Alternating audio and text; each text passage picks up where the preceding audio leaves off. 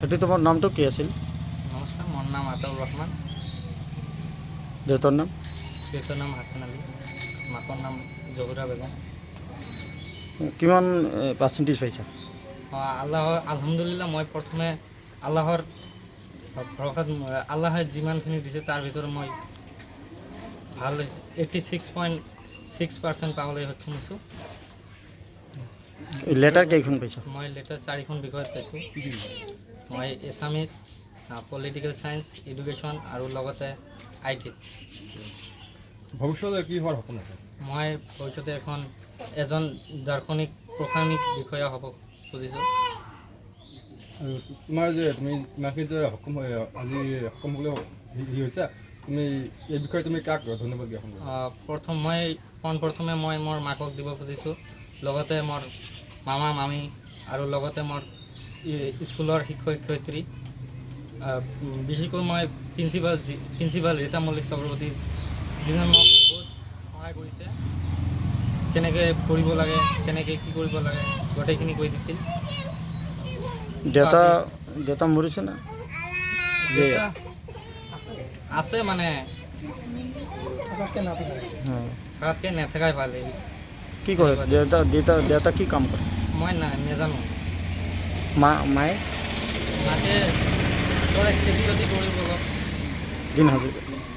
দিন হাজিৰা কৰি। নীতিত ইমান আগবাঢ়ি গ'ল যে মই তাক কি ধন্যবাদ জনাব? মোৰ মামাক সহায় কৰিছে। মোৰ মামাই টকা পইচা যিখিনি দিব লাগে গোটেইখিনি দিছে।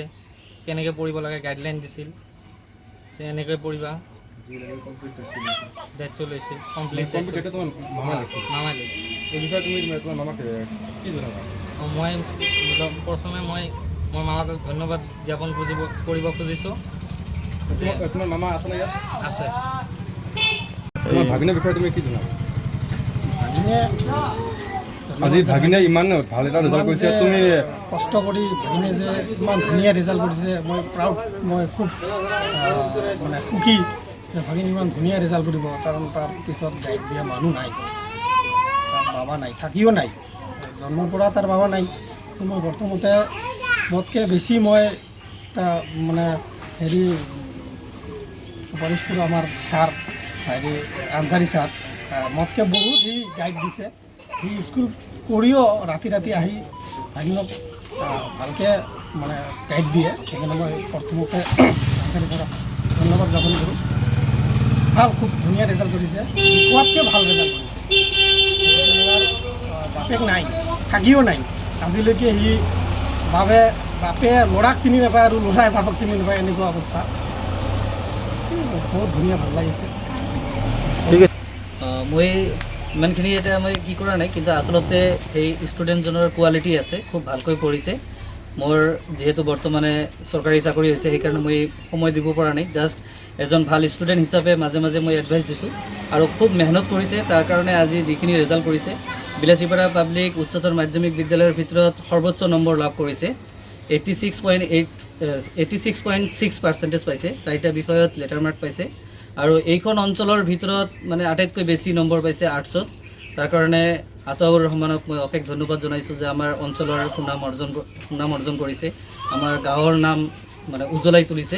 তাৰ কাৰণে মই তেওঁক ধন্যবাদ জনাওঁ। আৰু আগলৈ যাতে যিখিনি পঢ়িব খোজে তাত যাতে তেওঁৰ মামায়েকে সহায় কৰে, আৰু যদি কোনোবাই ফাইনেন্সিয়েলি সহায় কৰিব খোজে কৰিব পাৰে। আৰু আমি আশা কৰোঁ যাতে তেওঁৰ সপোনটো ছাকচেছ হয়, তেনেকুৱা আমি আশা বিচাৰোঁ। আৰু আমাৰ সমাজৰ যাতে এটা সুনাম অৰ্জন কৰে, সমাজৰ নাম যাতে উজ্বলাই তোলে, তাৰে কামনা কৰিলোঁ। ধন্যবাদ।